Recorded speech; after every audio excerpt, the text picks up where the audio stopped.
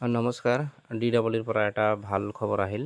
document ভেৰিফিকেশ্যনৰ যিসকলৰ cultural certificate আছে sports certificate আছে আৰু NCC চাৰ্টিফিকেট আছে তেওঁলোকৰ বাবে ভেৰিফিকেশ্যন আহি গৈছে LP আৰু UPত এপ্লাই কৰা হৈছিল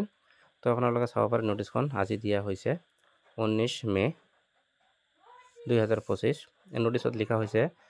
in continuation of this office notice vide number এটো ডেটেড এটো regarding physical document verification of the candidate who have applied against the advertisement dated ato and submitted document in support of their extracurricular activities cultural sport NCC the following candidate are requested to attend before the verification committee to document verification of their extracurricular activities cultural sport NCC as per details below তাৰ মানে ইয়াত কোৱা হৈছে যিসকলৰ LP আৰু UPত apply কৰিছিল cultural certificate দি sports certificate দি আৰু NCC তেওঁলোকৰ লিষ্ট দিয়া হৈছে কেতিয়া ভেৰিফিকেশ্যন হ'ব 27 মে টাইম দিয়া আছে 11:30 বজাৰ পৰা 2টা লৈ স্পৰ্টছৰ ভেৰিফিকেশ্যন হ'ব যিসকলে স্পৰ্টছ চাৰ্টিফিকেট দিছিল আৰু কালচাৰেল চাৰ্টিফিকেট দি যিসকলে এপ্লাই কৰিছিল আবেলি 2:30 বজাৰ পৰা সন্ধিয়া 5 বজালৈ হ'ব ভেনু দিয়া আছে director of elementary education Assam Kahilipara ইয়াতে হ'ব কনফাৰেন্স হলত হ'ব আপোনালোকে স্ক্ৰীনত চাব পাৰে কেণ্ডিডেটসকলৰ নাম দিয়া আছে ৰেজিষ্ট্ৰেশ্যন নাম্বাৰ দিয়া আছে ফাদাৰ নেম দিয়া আছে আৰু কেটাগৰী কি চাৰ্টিফিকেট ইস্যু কৰিব লাগিব দিয়া আছে আপোনালোকে চাব পাৰে টোটাল 16জন কেণ্ডিডেটৰ নাম দিয়া আছে আৰু কি চাৰ্টিফিকেট শ্ব' কৰিব লাগিব দিয়া আছে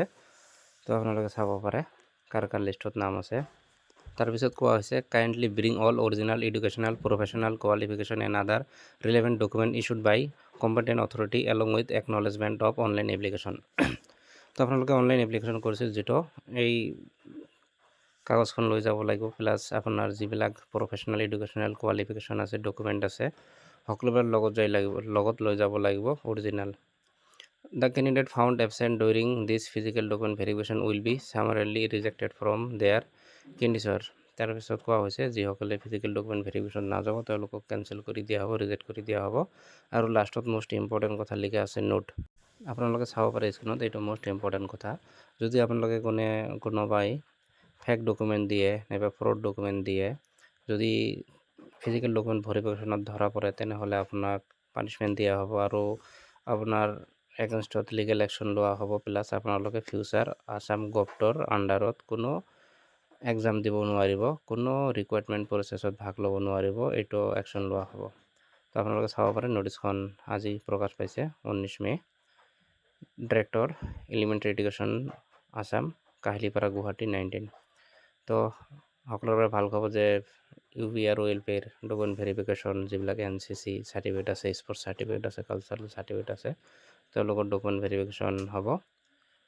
তো আপোনালোকে যদি এই চেনেলখনত নতুন হয় তেনেহ'লে অনুগ্ৰহ কৰি চেনেলখন ছাবস্ক্ৰাইব কৰি ল'ব ধন্যবাদ